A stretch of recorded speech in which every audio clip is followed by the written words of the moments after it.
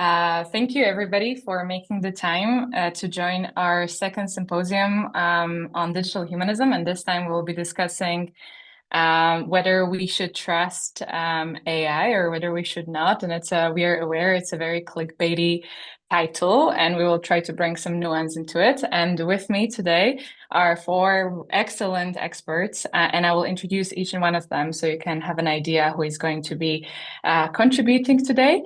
So first, I'd like to introduce Konstantin Arkudes, who is an experienced AI researcher whose experience lies both in cognitive science, statistical NLP, semantic parsing, and he even has a book on computerized mathematical proofs. And he worked in Bloomberg AI and oversaw NLP teams within Alexa AI and Amazon Search, and now is also a visiting researcher at Kaplan Institute of Intelligent Technologies. Welcome, Konstantin, and thank you for making the time. Thank you very much. My pleasure to be here. Secondly, I'd like to introduce Daniela Vacek, who is an AI ethicist at also Kaplan Institute of Intelligent Technologies and Slovak Academy of Sciences. Her expertise lies in responsibility of AI, and she researches both the good and bad and positive and negative implications of artificial intelligent technologies. And she's leading Slovakia's national project on AI ethics and advises UNESCO Commission on bioethics. Hi, Daniela.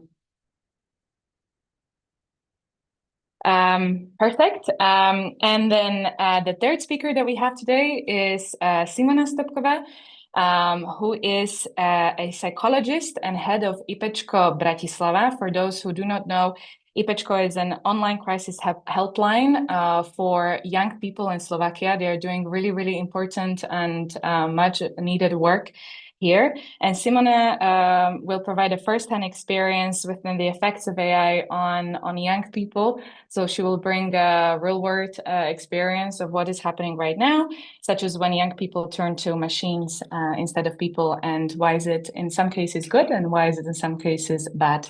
So it's our pleasure to have you here, Simona. Welcome. Thank you. Thank you for inviting me. And last but not least, I would like to introduce Ori Freiman, who is a postdoctoral fellow at McMaster University Digital Society Lab. And he even wrote a couple of pieces on trustworthy AI. So I'm really excited to have him here so that he can bring his expertise. And he researches responsible implementation of emerging technologies, and Ori also specializes in trust and technology. So that makes him a really relevant voice in our today's symposium. Welcome, Ori. Good to be here, and thank you for inviting me. Perfect. So now, with no further ado, we'll just delve right in. Maybe before a few logistical things. So the way the symposium will be sort of run is that we will have this discussion for about, well, say 50, maybe 60 minutes, where I'll be asking a few questions to our speakers, and then I will open this discussion to you guys, so you can ask whatever interests you, either from what kind of emerged during this panel discussion, and also what would you like to ask, because all of these panelists come from different fields, and I think they all might have something that you might want to be interested in. So I will then open this floor for about 30 minutes at the very end, so you can ask, either you can write it in chat, but we would prefer if you could ask this, as we want to simulate this discussion as much as in person as it would be possible. So perfect. So maybe given that we are going to be talking about trust and trustworthy AI, I think in recent years we have seen that there is this kind of proliferation of terms such as safe AI and good AI and harmful AI, and then responsible, reliable, trustworthy, and there are just all of these words that are kind of being used, and they're often being also used interchangeably, and sometimes it's kind of difficult to make sense out of them. And for some, they've just become a buzzwords. Some people just became overnight AI consultants. For some, they're actually quite foundational concepts when we're discussing AI ethics and philosophy. So let me start maybe with a simple question. Maybe I will first ask Konstantin, how do you define trustworthy AI? What is trustworthy AI to you? Yeah, so I don't think trust is a good choice as a foundational concept or a key idea in AI policy or in AI ethics, or for that matter, as an engineering objective in AI. So think about bias and fairness, for example. So let's say you have an AI model that is used in criminal sentencing, and it turns out to be biased against minorities, and it favors, hypothetically, let's say, white males, for example, right? Now, is that a trustworthy system? I would say that it's perfectly trustworthy for a white male, right? So the issue is that trustworthiness is biased, pardon me, it's based on the inherently relative and subjective notion of trust, which is a mental state, it's a psychological attitude, and it's one that can very clearly be misplaced, right? People felt that Bernie Madoff was trustworthy. People thought that the Challenger space shuttle, the one that exploded in the 1980s, that was trustworthy. And obviously, there are many more examples along those lines. So trust is highly relational. It's a three-way relation between an agent, a system, and a purpose. So agent A trusts a system B for a particular purpose C. So we have three moving parts here, right? We have three elements. We have the agent A, the system B, and the purpose C. So one and the same system might or might not be trustworthy depending on who is the agent and what is the purpose. So for some people, a language model might be trustworthy for summarizing, long emails or articles, but maybe not for a medical diagnosis. And other people might feel differently. They might be perfectly comfortable getting medical opinions from ChatGPT. So granted that something being trusted and something being trustworthy are two different things. The first one is a descriptive notion. The second one is normative and depends on whether the system basically deserves to be trusted.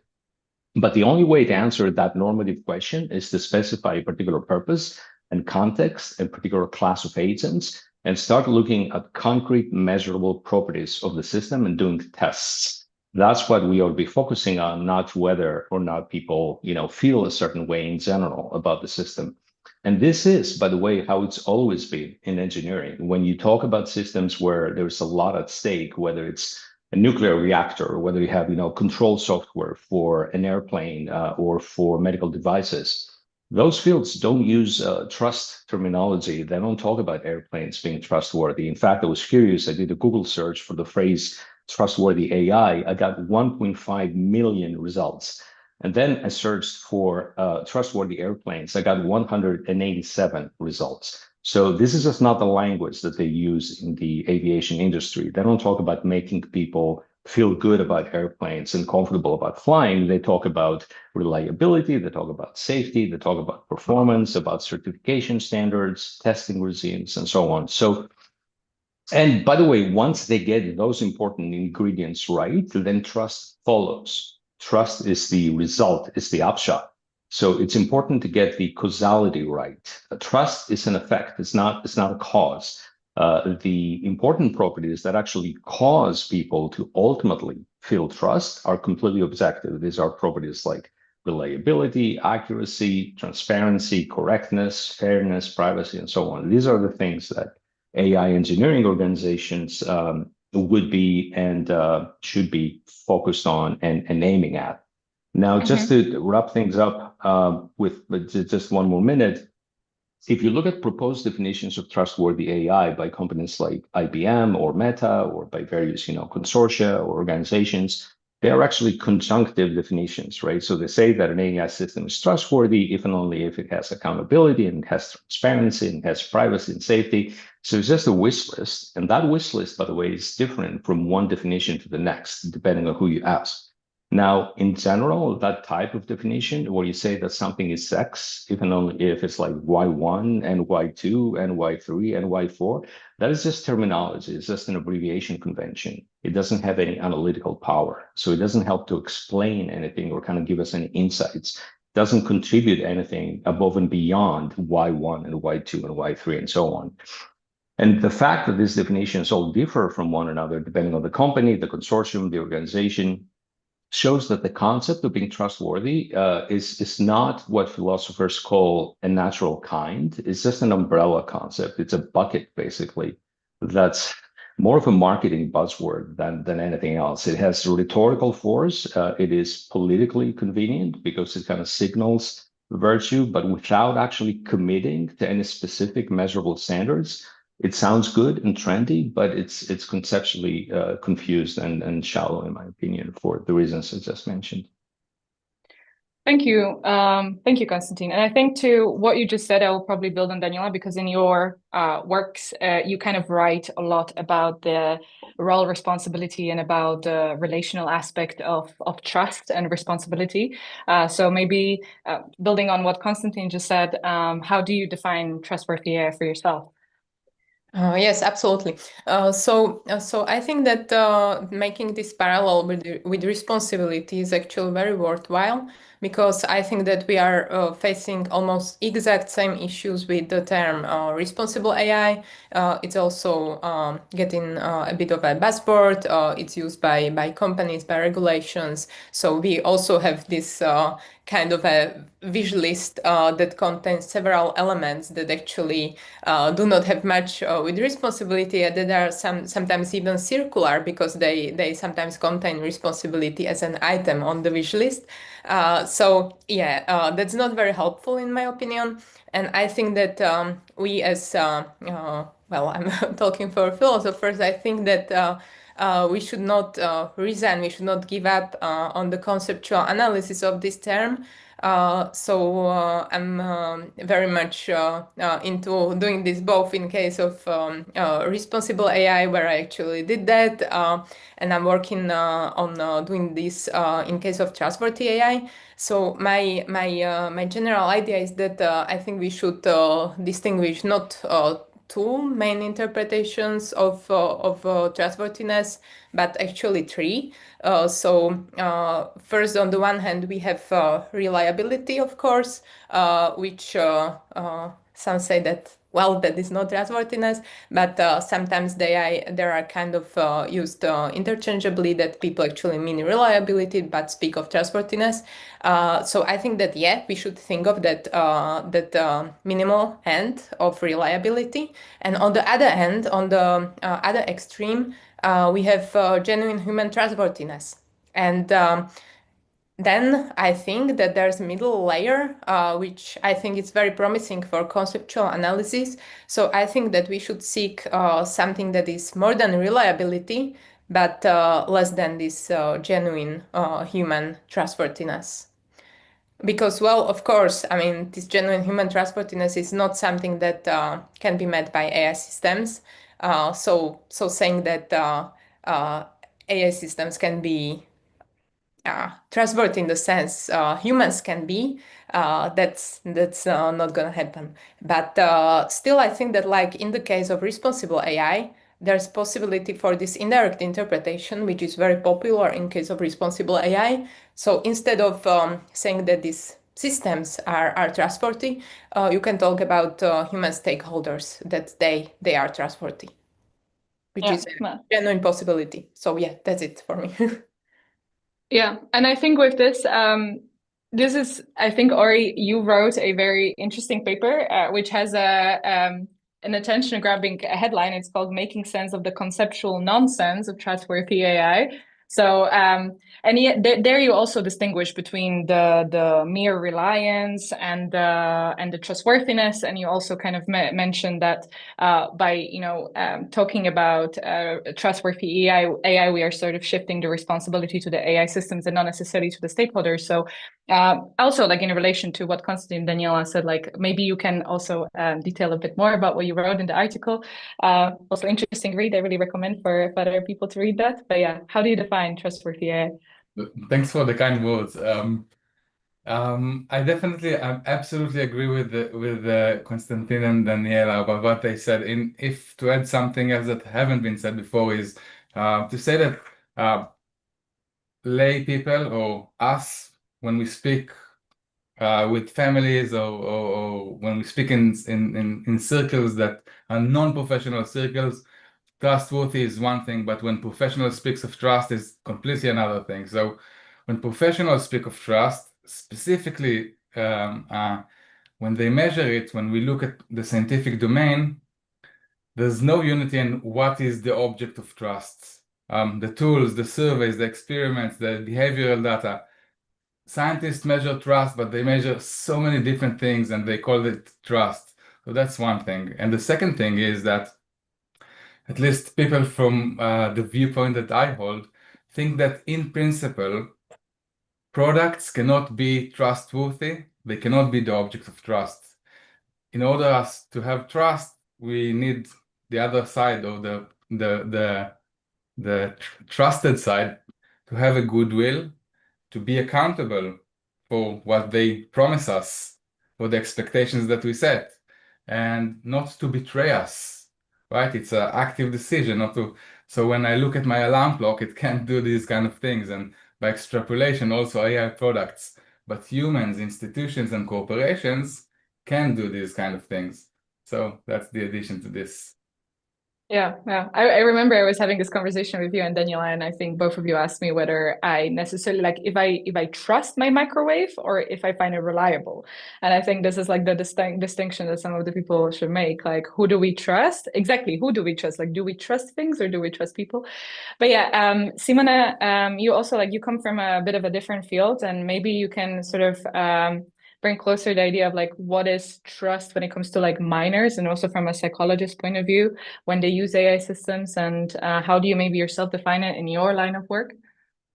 Right. Yes, thank you for the question. I feel like I do come from a very different background, and I have had very different experiences with AI, and they've especially sort of happened over the course of the last year or so, where really we've started to sort of receive contacts from young people where they mentioned AI in some way, but the topics they sort of ranged a lot, right? So the general idea was that essentially AI had sort of taken up these different roles in the lives of young people, whether it was their best friend, their romantic partner, their psychologist, right? And there were also many other topics connected with AI, but we've essentially seen a rise in the last year, and it's been sort of exponential. But what we've sort of found is that we feel like once AI, mostly ChatGPT, is what we've sort of met with. So once, for example, ChatGPT has sort of met the needs of the young people, so they are always sort of use it because they have some very deep human needs. And once those needs have been met, they don't really consider sort of the question of whether it's trustworthy. At least that's what we've sort of observed, that they don't actually really consider this question. They don't really think about it. But when I was talking with my colleagues about what a trustworthy AI system would be in our line of work, they sort of mentioned that ideally we would want it to sort of support the young person or encourage them to sort of find social contacts outside of the AI system. And also because we know that young people, especially this younger generation, they talk about mental health a lot, right? And they talk about it with AI systems. We would want that AI system to sort of, I guess, be able to assess the risk that that young person has, right? Or sort of the risk that they are in. And we would want that system to encourage them to seek actual professional help, right? But I think that is more of a question of reliability rather than trustworthiness from our side. Yes. Thank you very much for sharing this. Now that we kind of defined what trustworthy AI, at least we've defined it with these for our panelists, what is trustworthy AI to them. Maybe I would like to shift the discussion or like move the discussion a bit further, and specifically to Konstantin, because so I have kind of two questions that emerge from this debate. One is that you worked within Alexa AI and Amazon Search. And I think when we think of these systems, we kind of think of Siri or Alexa as very human-like assistants, and there is this element of anthropomorphizing them, right? And this argument that I've seen in literature over and over again, or like in other discussions, is that when we anthropomorphize AI-based technologies, we often assign them a moral status, right? And when we assign the qualities of moral agents, and then we form relationships with those systems. And it all comes back to trust, because we attribute a moral character to a system that cannot really have a moral character, is incapable of having a moral character. And for those who are not familiar with the term anthropomorphizing, is essentially attributing human qualities and characteristics to an otherwise non-human system or an object. And this is where my question kind of comes in. Like, do you think that when we do that, we sort of risk trusting that the object can be a moral agent, and then we misplace trust in these systems? And then / like my other question to that also kind of encompasses it, is that whether you think that achieving trust should be the main goal when we are developing an AI system, that should be the primary objective. If you put developers into a room and engineers and, I don't know, other software developers, should developing trust be the main thing that we have on the whiteboard when we are developing such systems? You are muted, by the way. Thanks for the reminder. These are good questions. Let me start with the second one, I guess. So, like I said, I'm not a believer in the conceptual sort of coherence of the notion of trustworthiness. So I don't think that should be a primary engineering objective or a North Star for any system that's in the AI business, whether it's a digital voice assistant like Alexa or Google Voice, or a language model or whatnot. So basically, we need to focus, instead of a kind of high level, horizontal, Uber meta property like trustworthiness, we need to focus on very specific, concrete, measurable properties that we can test. Instead of just trusting, right? So example one might be, accuracy and reliability. How well does the system do what it's supposed to be doing? How is it evaluated? On what benchmarks? Using what metrics? And so on. Example number two might be safety. Does it cause any harm? And if so, what types of harm? Under what conditions? At what rates? Perhaps compared to what baselines? Example number three might be privacy, which is huge, particularly for systems like Alexa, right? What sort of guarantees can the system make about the integrity of people's data? Example number four might be accountability.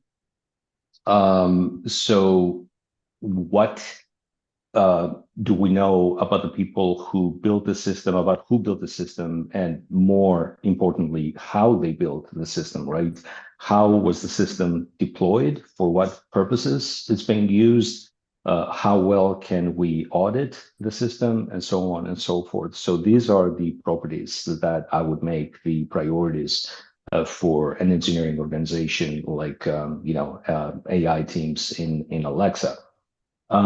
So one last remark that I want to make about the risks of focusing on a single kind of Uber meta property like trustworthiness is that it's misleading, because it kind of papers over certain painful trade-offs that need to be made between different desirable properties that you want your system to have, many of which unfortunately are not independent, right? So there is a clear tension between transparency and privacy, for example. And there are very well documented trade-offs between accuracy and fairness.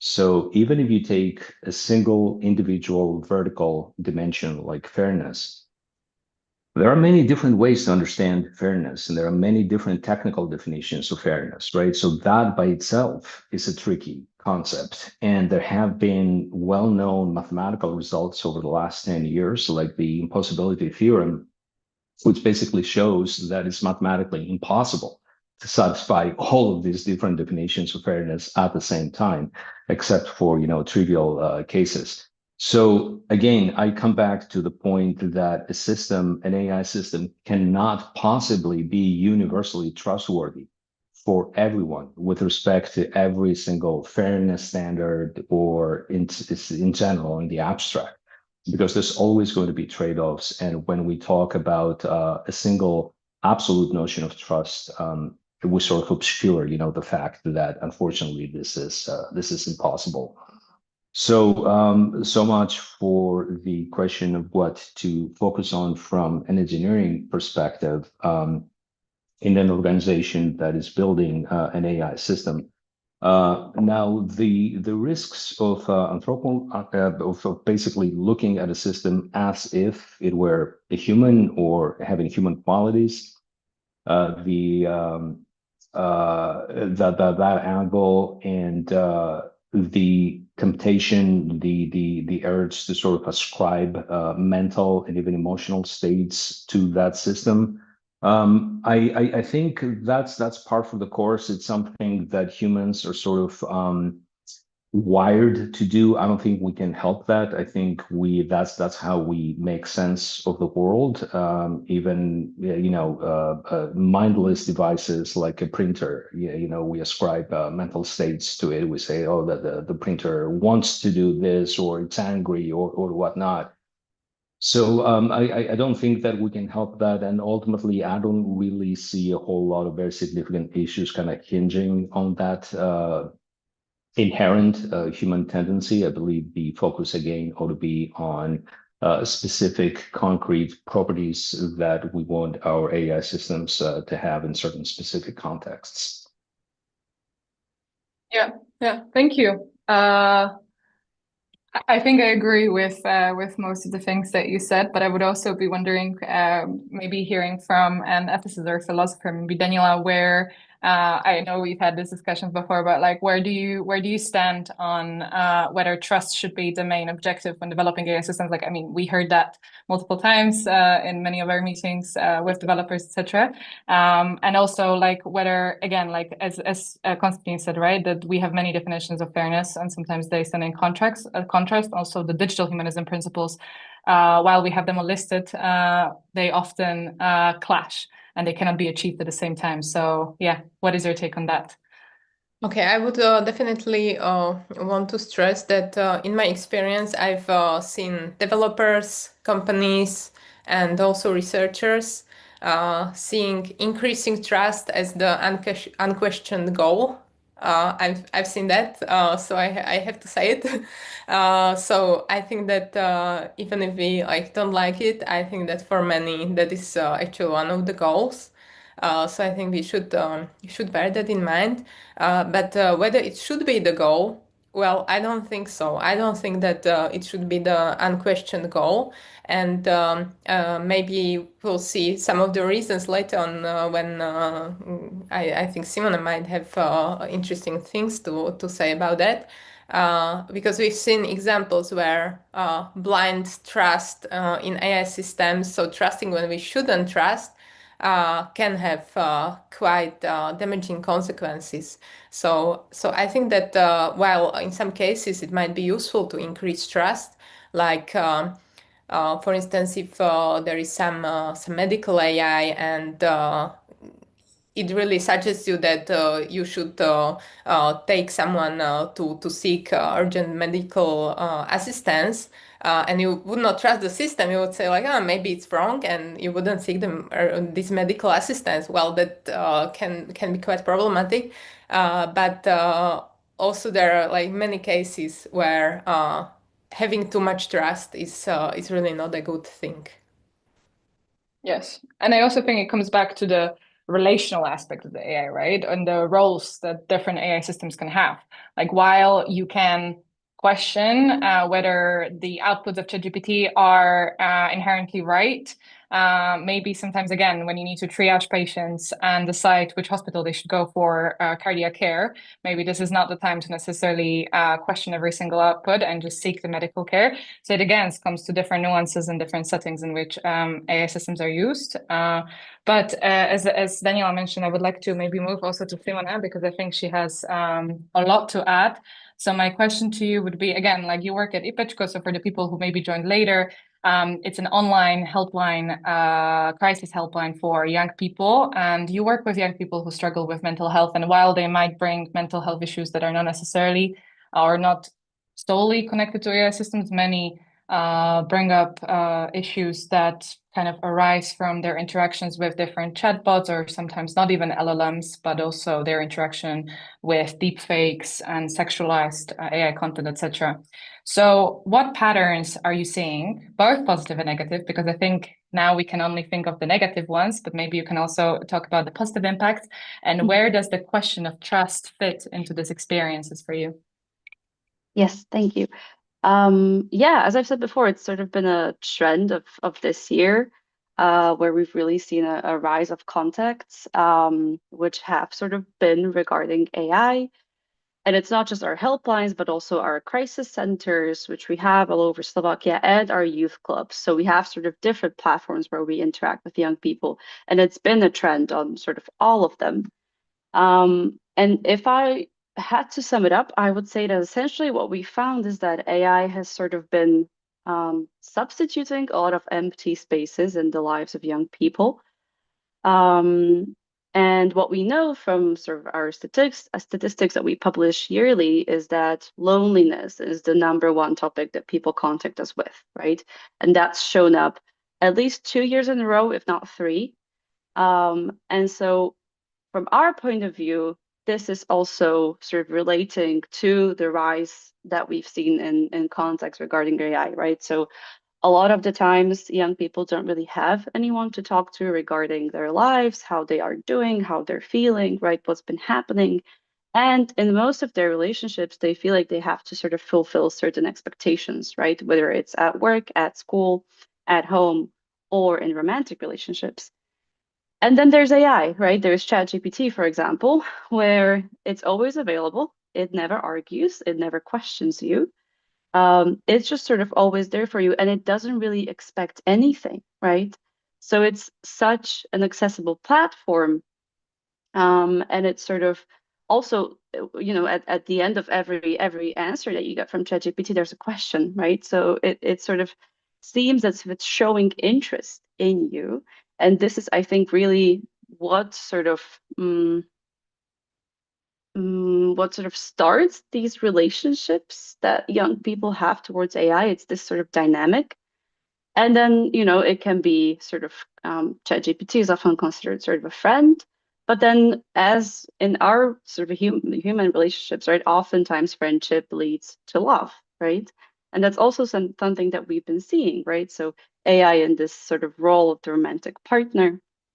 And from the way that young people talk about it, it really sort of is the same as having an actual relationship with another person, right? So the experience that they have with AI is the same as if they were in love with a real person.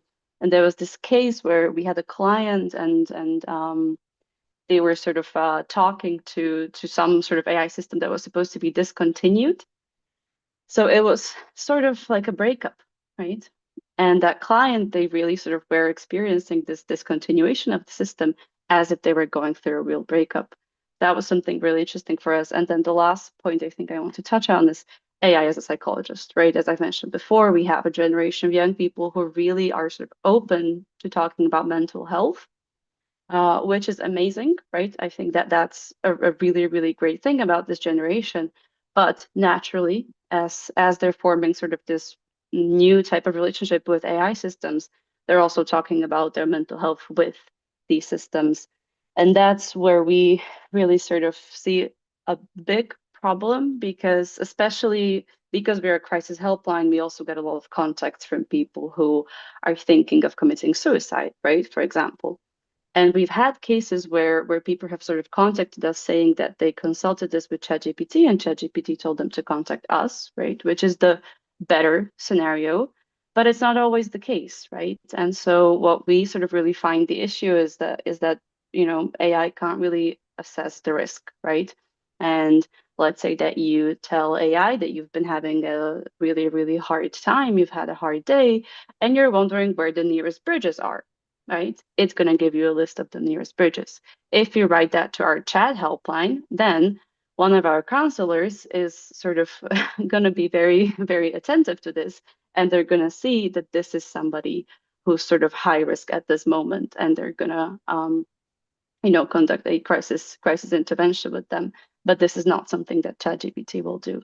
So this is just one example that we've had before, where we've sort of really been concerned about this growing relationship with AI systems. Yes, I think this is what is specifically difficult about this, that people, because it is so anthropomorphized, because it feels like you're talking to an actual person. Again, as I was mentioning, and I think it's all four of you were mentioning before, you kind of, because you feel like you're talking to a real person, you're starting to build sort of like a relationship with it. Oftentimes like Claude or ChatGPT remembers things about you, like remembers what you said yesterday and the day before. Like it is tricky. If I was 12-year-old girl, I'm not sure that I would comprehend the fact that I'm not necessarily talking to a friend, because it can, I mean, it is tricky, like sometimes even for me. But again, as you said, like what the humans can do and what these machines cannot do, is that the fact that we are catching those little nuances and we're understanding if somebody had a bad day and asks about the highest or tallest bridges, there is some sort of causation happening between this. It's not just a random separated effect. And of course, we can train AI systems to be maybe a bit more sensitive towards these things, but it's always based on probabilities, and it's not necessarily on the same way that humans react. But my question, like a follow-up question to you, is that how difficult it is to maybe like, because you're an intervention center, like do you then, as one of the first steps, do you explain to minors that this is not a human, like you cannot trust it? Do you actually talk with minors about trust and about how it is different? Like how does it actually work? And I guess like you have different approaches to different age groups, but yeah, just generally for us. Yeah, sort of. There is sort of I guess a general approach that most of us would take, right? And essentially because we know that behind that relationship with AI or the usage of AI, there is some sort of need, right, that the AI system is meeting for that young person. We're always sort of looking to name those needs and find sort of alternative ways of meeting them, right? And this is maybe similar to when somebody is self-harming, right? It's a coping strategy. And when we're working with them, what we're doing is sort of finding different coping strategies that they could use in that moment when they would typically want to self-harm. Right. So just as an example, this is what we sort of do, right? So we always try to sort of substitute a negative coping mechanism with a positive one, right? And we're sort of mapping the situation and testing what will work and what maybe is not the best option. And then we're also explaining the risks, right? So that's also sort of a part of it. We're always sort of explaining that even though the sort of AI system seems to communicate empathically, it doesn't actually have empathy and it doesn't actually feel, right? So we're sort of trying to explain the risks, right? And sort of bring that person back to reality, maybe, or sort of stop that anthropomorphization of AI. And then we're finding alternative ways of having those needs met. Thank you, and also thank you for doing this work, because I think it's really important. I will maybe ask Ori, because I'm not sure if you also involve yourself with minor protection, but again, like I guess there is a difference, right, between the way adults who have developed frontal lobe interact with AI systems and maybe minors who are 12. So maybe building on what Simona said, do you have anything to add, or like where do you see exactly this with minors? So there's two issues. The first issue is actually whether we want to make trust the end goal of AI development. And here I would completely reject it.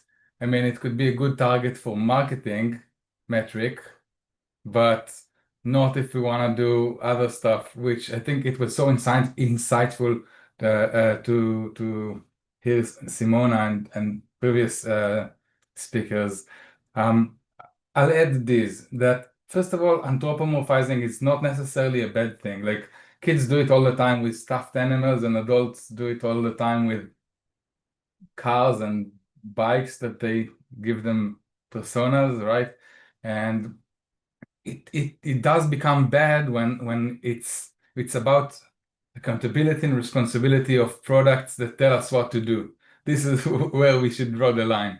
So also the role of distrust. I think distrust is a good social signal that something isn't working here. So it's not necessarily a bad thing. And when it comes to mental health, so from what I understand, the cutting edge of the technology, and I'm sure it will change and it will get better, and we'll find the right governance mechanism to do these fragile, high stakes systems.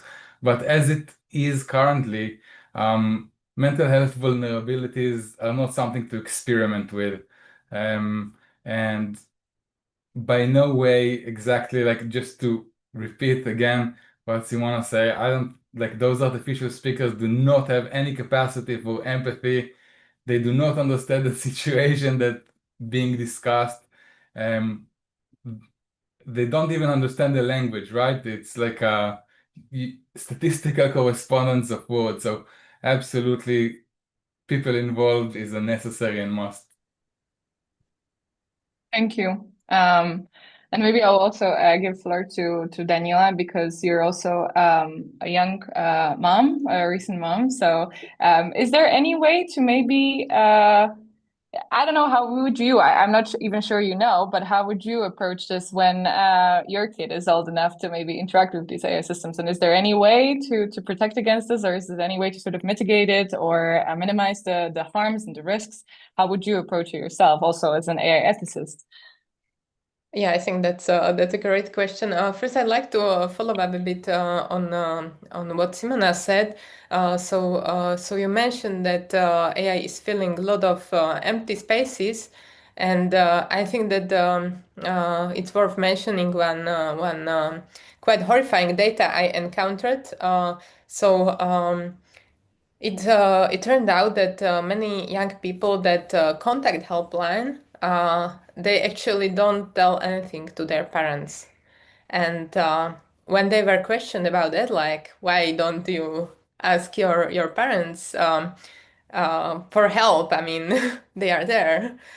So they are physically there. But what horrified me a lot was that the children explained that they don't want to bother their parents because they are too busy. And I mean, we are me and my husband, we are busy as well. So I think that that's surely one thing I'd like to avoid in the future. That if my child has problem whether with AI or some other technologies, so cyberbullying or whatever, I do really hope and want to make sure that my child knows that I'm never that busy to not have time for that.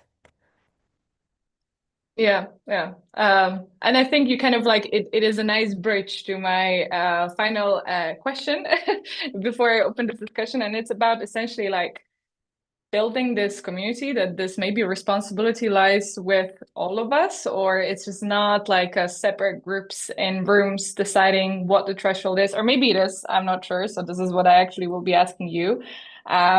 Konstantin, we've been discussing what trustworthy AI is and what the different like real world problems is. You also mentioned about like how can we, whether fairness can actually be achieved mathematically or not, that there have been proofs that maybe it couldn't. Who do you think should decide the threshold, so the minimum standard of what trustworthy or maybe reliable AI is? And is this something that technologists, users, regulators, ethicists, or some other wider community should do? What do you think of it?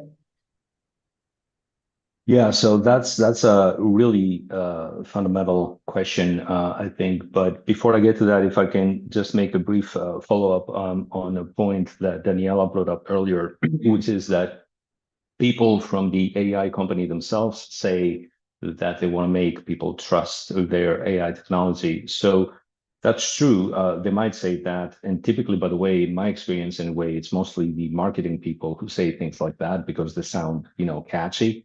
The developers less so, but in any event, it doesn't really mean that it has any particular significance or meaning, or that it's the right approach, right? Basically, it's not informative because it doesn't distinguish AI companies from other companies, all of which want people to trust them. I mean, what company doesn't want consumers to have confidence in their products and their services? I mean, food companies want people to trust that their products are not going to poison people, right? Car companies want people to trust that their brakes work. Pharma companies want people to trust that their drugs, their medicine is safe, doesn't have crazy side effects, and so on and so forth. So yeah, I mean, Danielle is certainly right that AI companies might want people to think that their tech is trustworthy, but that doesn't say much, and it doesn't really distinguish AI from any other domain. Now, on the question of who gets to make the very important question of who gets to make sort of regulation and threshold, decisions about what is considered, what AI system is considered to be dependable, trustworthy, whatever you want to call it. I think it has to be a sort of division of labor. It cannot be just tech people for sure, because tech people are not elected, right? I mean, they have no democratic mandate or accountability. So tech people can certainly figure out what is technically feasible or not feasible, and they can come up with benchmarks and tests and metrics, and they can inform the regulators and the general public. But that's where their role ought to end, really. Regulators by themselves cannot do it either, because typically they don't have a good enough understanding of the underlying technologies. And let's face it, regulators generally really like to regulate. So regulators can propose and kind of set minimum standards. But ultimately, based on what they hear from tech people, but ultimately, I think it's primarily the users and the general public that sort of gets to decide, or should get to decide, what is acceptable, and they can do that in a couple of different ways. One way is to express different preferences for one system over the other, which end up sort of exerting market forces within regulation constraints, in the same way that you can't buy a car without brakes or seatbelts, right? Because that's a regulated minimum. But beyond that threshold, you can make different choices as a consumer on what you value, when it comes to safety versus engine horsepower or whatnot.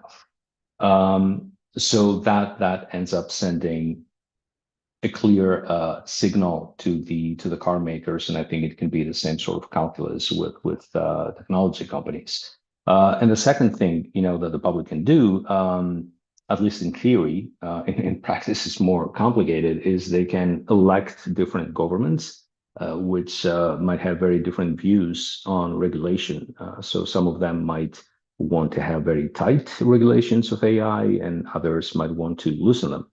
And I say in theory because, in practice, once you actually introduce regulations, they tend to become entrenched, and it's very hard to roll them back because of institutional, inertia and so on. But anyway, the short answer is I think you need engagement from multiple stakeholders to make these decisions ultimately.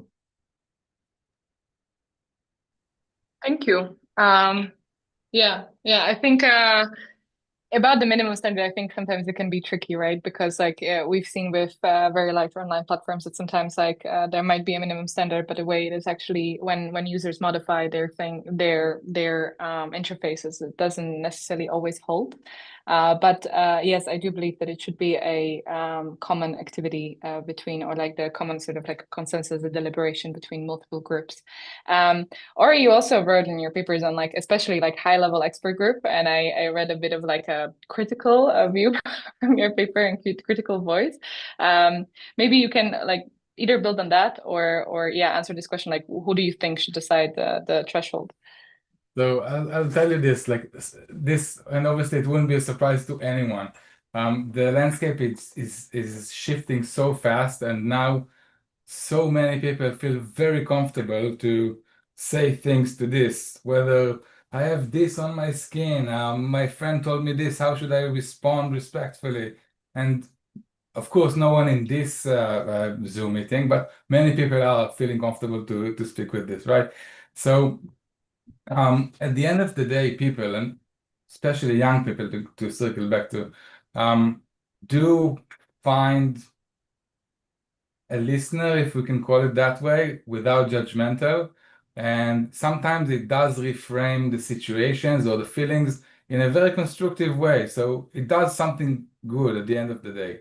Now, we do need to answer the question, who should make the standards?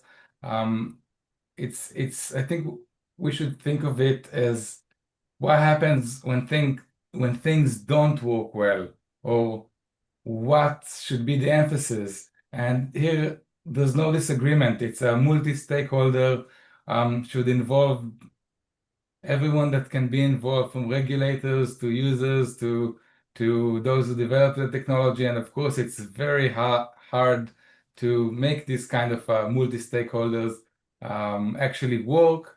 But I think this is the challenge. We always speak of innovation in technology, and I think that this is the case, that we need to speak of innovation in democracy, in how we take decision on how to govern the technology. And I think this is what I would like to focus. Yeah. I think the problem is then that the more people you involve, the slower it becomes, and it's gonna, stand in opposition to the fact that like the innovation or like the emerging technologies are moving at a pace that is unprecedented, right? So if we involve everybody, like it's the meeting. The more people you have there, the longer the meeting sometimes is gonna be, and sometimes it's just just people like to talk. so yeah. So exactly because of that, we need innovation in the democratic process that govern this, because our current processes are very slow, and we need to take everyone, and this is the challenge, take everyone's views meaningfully, but do it fast. And we don't have these processes. Yeah, sure. And maybe for Daniela to kind of blend both what Konstantin said and what Ori said. So where, maybe not to answer like who do you think should be responsible for this, but like what do you think should be the minimum threshold when we want to talk about trustworthy AI or a reliable or reliant AI? Absolutely, yes. I think Konstantin and Ori have already covered the question of who should decide on that more than satisfactorily. So I think that I'd like to pursue this question of where this threshold should lie. Based on what I said at the beginning about these three interpretations, because I think that we cannot answer this question without considering what notion of trust, at least roughly, we have in mind. So I think that if you talk about reliability, then that's also what was said by Konstantin, that we do have this context dependency here. And I think this is especially true of reliability, because think, for instance, of reliable vacuum cleaner. Say you have some AI robotic vacuum cleaner at your home, and it fails to pick up all the dirt on the floor, and you don't really care that much because, it's not perfect, never mind, it's reliable enough. But if you think of say AI in the context of medical diagnosis, then that wouldn't be good enough. So I think that here we should distinguish high stakes, low stakes cases, and think of reliability in the terms, and seek the threshold accordingly. So I think the threshold, in other words, should be higher for these high stakes AI uses. And then if you think of this in-between layer, so something between reliability and this genuine human trustworthiness, I think we're not there yet with our AI systems. I think that to get there, we need more tailored AI ethics. So I think it should be tailored to the exact domain, and we should be very much clearer on what our normative expectations are on that sort of AI. And finally, I think that in case of this genuine human trustworthiness, I think that's never doable for AI. So we cannot have this trustworthiness, so threshold, no, not happening, never. But even with AGI, I would say.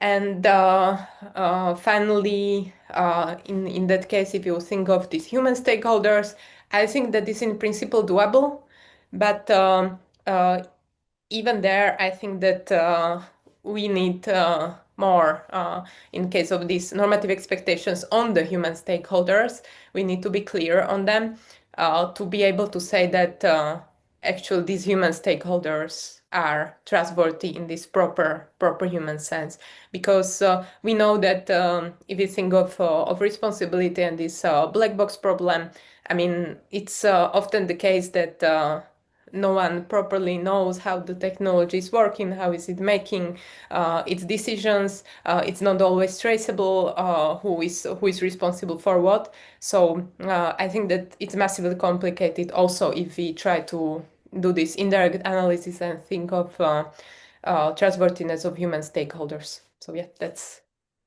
my view. Thank you. And for more of this conceptual analysis, really recommend Daniela's papers. Also a fascinating read. If you want to have a Christmas wish list of what what to read, recommend.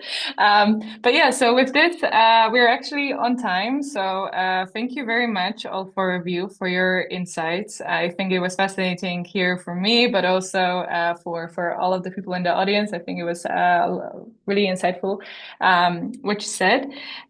So I would like to open this to the audience, and if you, I know there was one question in the chat, so I'll just read it out loud. We can start with this one, and then whoever wants to ask, then I also encourage you to just unmute yourself and ask that question. So it can be more personal. So I will just ask the question: if we aim to build a trustworthy AI, how can we justify pursuing AGI and claim to keep it on a leash? Maybe Konstantin could answer that. I'm not sure, Milan, who this question was aimed for, but yeah, I'll just maybe ask this to Konstantin. Sure. Yeah, I guess that goes back to the anthropomorphic question or cluster of issues. I think there tends to be a sort of assumption that even when we build AGI, it's not just going to be intelligent in general, but it's going to have the general characteristics of a human being. So it's going to have desires and beliefs and intentions, and it's going to be an autonomous sort of agent, and it's going to want to procreate itself and make sure that it's never unplugged.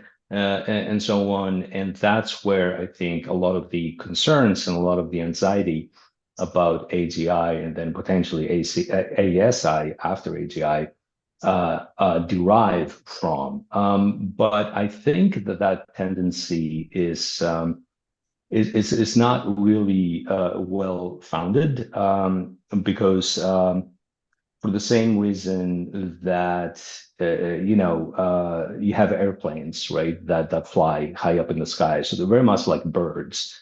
But that doesn't mean that they behave like eagles, that suddenly, they see prey on the ground and they kind of swoop down and want to pick it up and eat it.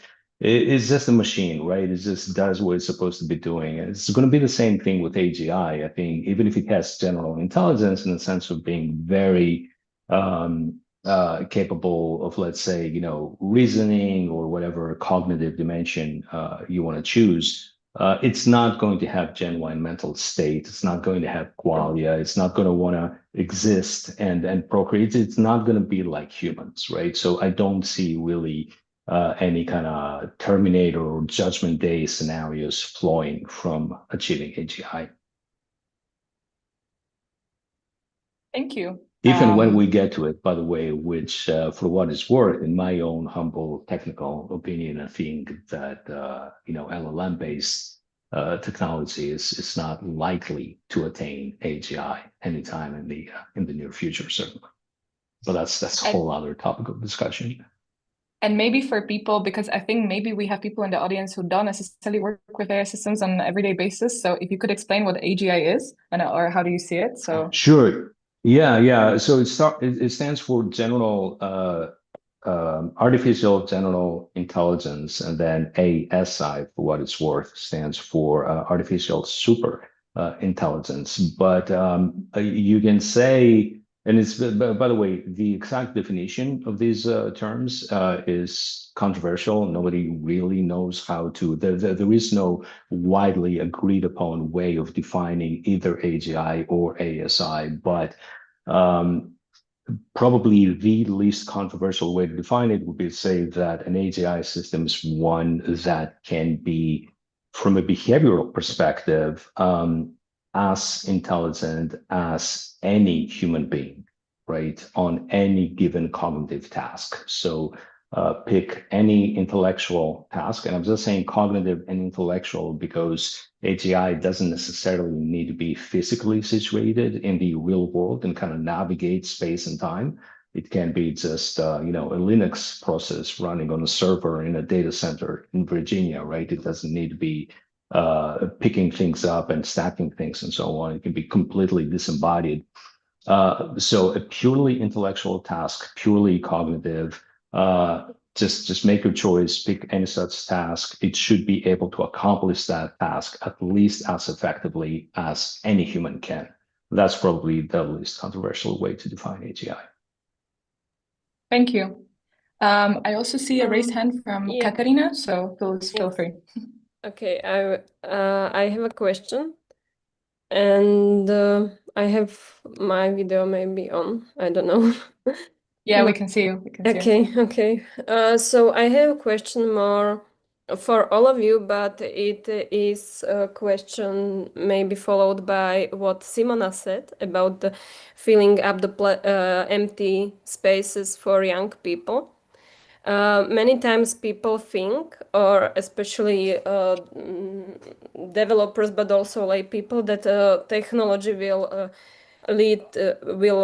solve our problems, our human problems, right? And the problem of loneliness is like widespread problem, not necessarily related to artificial systems, but in general in nowadays society, especially after coronavirus and pandemic, etc., like the loneliness and social isolation is present. And there were published a lot of papers that show that actually when people are starting to communicating with ChatGPT, their loneliness worsen, and it will lead to like more social isolation. So what I wanted to ask you is that, okay, it will maybe fill up the empty place, but it is just for some time. It is not like a long-term solution. So I want to ask you if you agree with it, and also if you think potentially that it will lead to maybe degrading human skills. Because many times when people think or thinking about the interaction with other human beings, they just think about language, but there is also non-verbal behavior. So for example, imagine that some child goes to you and you can see that he is distressed, right, by some kind of non-verbal behavior, but large language models cannot do that. So what if some young men or even women can say, why would I even try to make friends with people when ChatGPT is better? Or why would I even ask my mom some question because it is easier to ask chatbot some questions, etc. So do you think that it will decrease our social skills? I'm not saying just you can answer, all of you can, but it is just what I was thinking about, that it is worsening our loneliness, social isolation, and it is not solution to our problems that are present in society. Mhm. Yeah, I think that's really a great question. And I have 2 points that I thought of. One of them was, as you said earlier, essentially, we've been talking about this idea of sort of AI filling these empty spaces. And I think when it becomes problematic is sort of when it's the only substitute for those empty spaces, right? So when it's sort of in the role of the parent, the friend, the romantic partner, the psychologist, right? So when AI becomes the only substitute for those empty spaces in that person's life, and it doesn't just have to be a young person, right? I think that's when we have an issue, right? And then your question about sort of the deterioration of social skills, I think that one important point to make is that when I was describing young people's interactions with AI, I mentioned that they often bring up that it doesn't argue, it doesn't protest, right? It never expects anything, it agrees with you, and so on. And I feel like that doesn't necessarily mirror everyday interactions with people, right? And also that interactions where you have to argue, you have to set your boundaries, you are questioned, right, are very important for a young person's development. And so when you have an AI system that only agrees, never questions, never argues, doesn't expect anything, then that's not really sort of teaching young people the skills that they need in real life. So I think in that sense, it could sort of deteriorate social skills, but also other skills, possibly. But if anyone wants to add anything, that would be great. Yeah, maybe I can add one issue. I think that it would be very helpful because I think that these systems can be good solutions short term, but very short term. So if you urgently really need to talk to someone and have absolutely no one you can confide in, or you feel like that you have absolutely no one that you can confide in, then it can be a short-term help. But as soon as you use it long-term, that's not gonna have good consequences. And I think that it's vital to kind of change the goal of these chatbots. I know that it's a bit anti business oriented idea, but I think that it would be very helpful for those people to, instead of trying to keep the person in the chat, to motivate the person to go outside of the chat, to give ideas how to find real life connections with people, to support the person in reaching out, in talking to actual people that are around them. So I think that instead of just isolating the person more and more in the chat, I think that what's really needed from these chatbots is to also motivate those people to switch it off at times and seek these real, genuine human connections and form these relationships. Yes, I will maybe Yeah, add and to maybe go for it. just I'll one just short, may I or yeah, I just wanted to add to okay, this great. discussion that actually what we okay, go go for Okay. it, and I will just add. I would just because I was trying to add to what Simona and Daniela said that actually like what we see from empirical research with TikTok or other platforms is that, as well with minors particularly, is that they will not override the default settings. So the point is that if the default setting is that you have no sort of incentive to exit a conversation, or if there is endless scrolling, like it depends if we're talking about LLMs or about like very large online platforms. But the point is that there should be some sort of responsibility of these developers or the companies to kind of distinguish between who is using that. Again, like coming back to what all four of you basically said during the conversation is that it was relational, it's context dependent.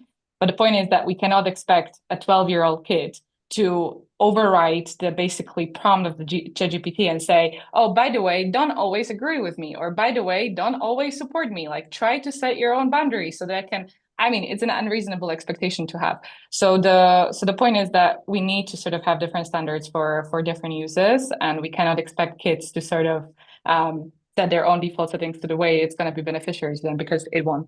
So yeah, go for that it. is actually one what I wanted to say in a question, that one of the solution would be to not design anthropomorphic artificial systems in the first place, because in a recent paper this year it was published, it was shown how anthropomorphic design is intentional by the companies, because it helps by user engagement to create more human-like artificial systems and chatbots.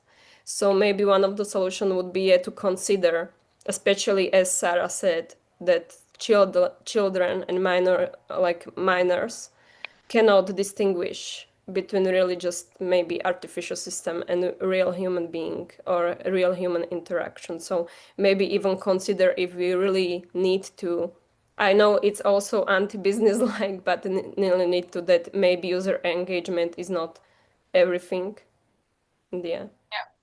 Well, that's definitely a food for thought. Thank you very much, Katka, for bringing this. I think there's a question. I don't see any raised hands, so I'll just read out loud what was written here.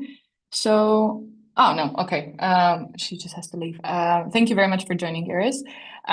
Is there anybody else who would like to ask anything? I really encourage you because we have around 16 minutes left, and you have all these people here ready to take your questions. So. You go for it. Yeah. Thank you. I've got some issues with my camera, so it will be turned off. Sorry for that. I would like to go back to the point when the discussion has started, or when all this panel has started about the concept of trustworthy AI and how we maybe are trying somehow to clarify the concept, understand it better, to discern between the reliability of artifacts and machines and the trustworthiness of, for example, people, organization, and sometimes we misplaced our trust into something that maybe it's cannot earn our trust because it cannot meet some conditions on trustworthiness. And I'm thinking, how can it maybe change this discussion if we are working with other concept of trustworthy AI, or in general of AI, like this socio-technical concept of AI, when we are not talking only about the machine and the data and the algorithms, but we are also talking about the people who are part of this concept of AI as a socio-technical complex, people who are developing and testing and annotating data and so on. And my question is, if we will adopt and if we'll work with this such richer concept of AI and trustworthy AI, does it mean that it is we are only saying in a different words that we are still talking about the people who should earn our trust, or organizations? So we are collapsing the original concept into something we already have, the entities like the organizations and other people who can earn our trust? Or are we talking about some new kind of the entity or the concept, which is kind of the hybrid between, and it consists of some different layers between the machine and the people? Thank you. Maybe Ori, you can take that. Yeah, with pleasure. Thanks a lot. It's a good question. At the end of the day, regulators or those who make the regulations or technologists, at the end of the day, society have decided we'll use the term trustworthy AI. So let's flow with that. Now let's try to put something meaningful in that concept. And it's exactly as you pointed out. Maybe it should be some kind of a reduction from the product to those who are in charge of the product and the regulators who are in charge of regulating the product. So circling back and to close the answer, we do have something like the EU AI Act, Article 50, that demands transparency duties from the artificial speaker to let know the person who hears it that they're not speaking with a human. So it's a good beginning. I'm not saying it's perfect, but when everyone is involved, we can think of a trustworthy system as a whole that includes also regulations, also products, and also, of course, us people.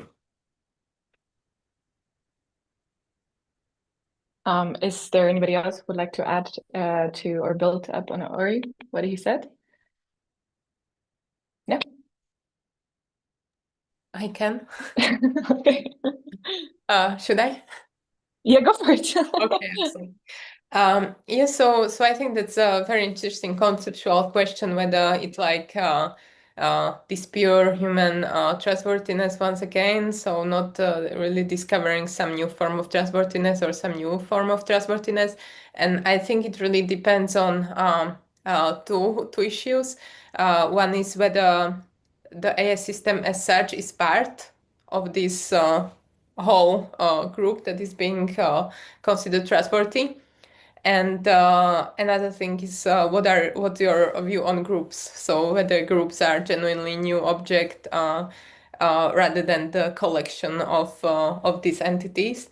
So I think that it really boils down to these two answers, because if we really have just a collection of humans and we have relations of trust, and we have trustworthiness of these people, then I'd say that it's nothing new conceptually.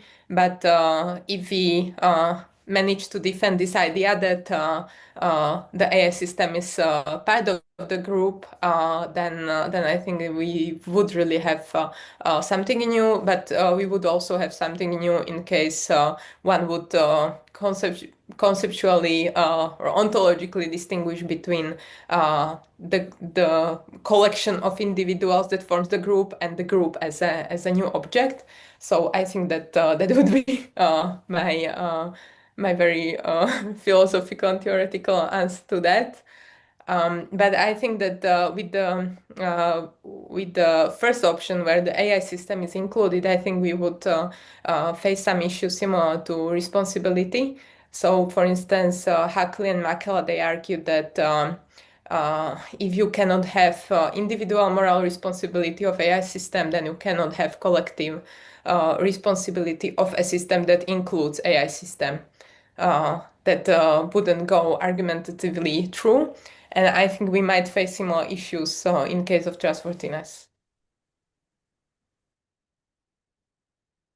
Interesting, thank you.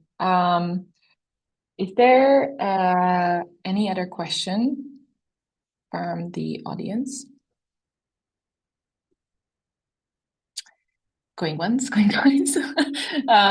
Okay, well, in case there are none, so I would like to thank all of you for coming. I hope that it brought some new insights and some new thoughts to think about when you are both like interacting with the AI systems, or the people close to you, or generally if you're working with AI systems and with terms like trustworthy AI, responsible AI, safe AI, etc., etc. So thank you very much also to the speakers for finding the time in your busy schedules also before Christmas. I know it's a busy time for everybody. So thanks a lot to Daniela, Ori, Simona, and Konstantin. I'm sure if any of you have questions, feel free to maybe contact them, and then you can discuss other things individually. And we will be continuing the symposia in the next year as well. There are 2 remaining symposia that we'll organize on topics that are yet to be determined, but one will be in person and one will be online, a similar structure, maybe for an hour and a half. And for more information, you can just follow us on LinkedIn with Kempelen Institute of Intelligent Technologies, or I would hit similar to where it was posted. So again, thank you very much, everybody, and I hope you will have a nice week, and also Merry Christmas, or Shabbat Shalom or Happy Hanukkah to everybody, or other holidays that are people celebrating. Thank you. Thanks, everybody. Bye. Thanks, everyone. Bye. Thank you.